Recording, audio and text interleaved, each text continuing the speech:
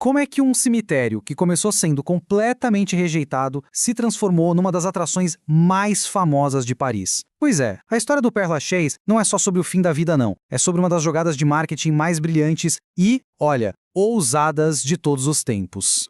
Vamos pensar um pouco. Onde no mundo seria possível encontrar assim, lado a lado, Oscar Wilde, Jim Morrison e Edith Piaf? Parece até o começo de uma piada, né? Um poeta irlandês, um astro do rock americano e a maior cantora da França. Mas a resposta, por incrível que pareça, está no endereço final de todos eles.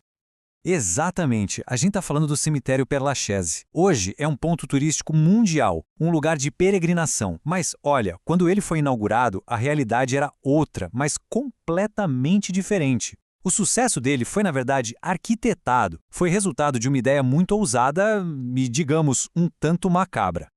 Para a gente entender essa virada de jogo, a gente precisa voltar lá para o início do século XIX. Paris estava precisando desesperadamente de novos cemitérios. Só que esse projeto em específico encontrou uma barreira que ninguém esperava: a própria população parisiense.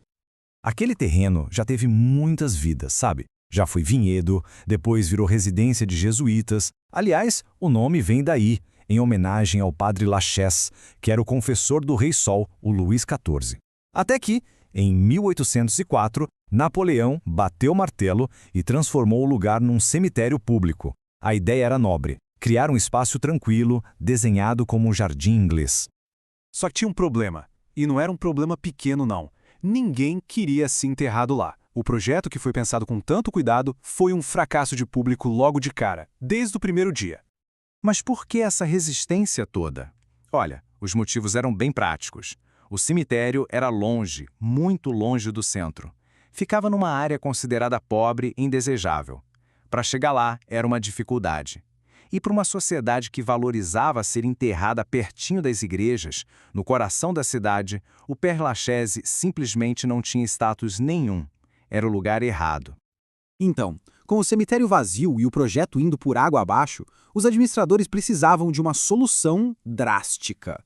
E o que eles fizeram foi basicamente uma das primeiras e mais geniais campanhas de marketing da história. A solução exigiu uma mudança total de pensamento. Em vez de ficar lá esperando passivamente pelos mortos, eles decidiram partir para a ação. A nova ideia era simples e ao mesmo tempo genial. Se as celebridades não vêm até o nosso cemitério, a gente leva as celebridades até ele. E essa estratégia começou com gente de peso da cultura francesa. Os restos mortais do dramaturgo Molière e do poeta La Fontaine foram transferidos para lá com toda a pompa.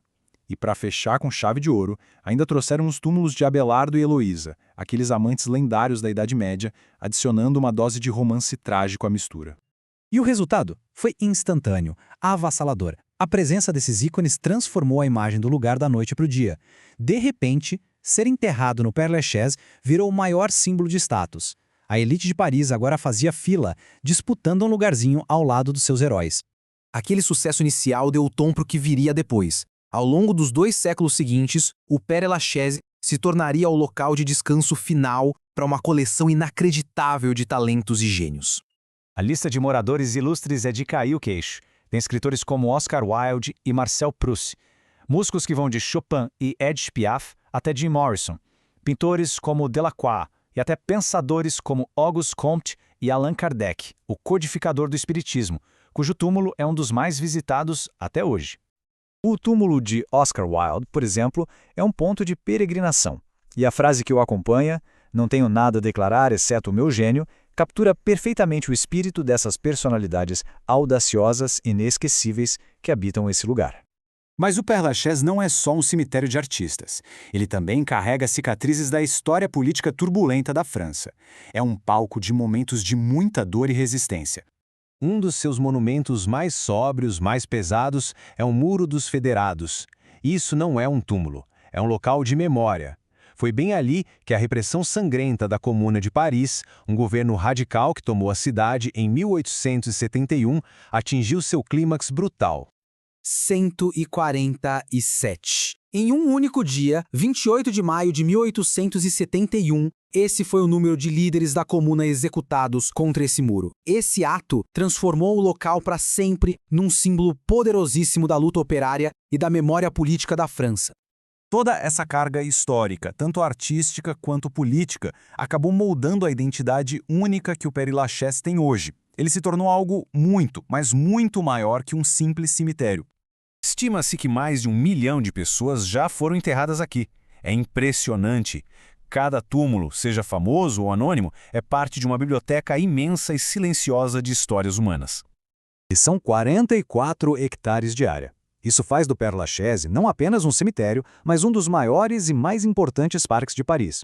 É um lugar onde a natureza, a arte e a memória se encontram, um verdadeiro refúgio de paz no meio da agitação da cidade. Assim, o Père Lachaise hoje tem múltiplos papéis. É um santuário para fãs que vão visitar seus ídolos, é um livro de história a céu aberto para quem quer entender o passado da França e, acima de tudo, é um parque lindo que os próprios parisienses usam para passear, para refletir, para viver. E tudo isso nos leva a uma reflexão final, né? A história do Père Lachaise, de um terreno rejeitado a um tesouro cultural, meio que sugere que talvez um cemitério não seja um lugar só para os mortos. Talvez seja um lugar onde eles continuam, de alguma forma, contando suas histórias para os vivos.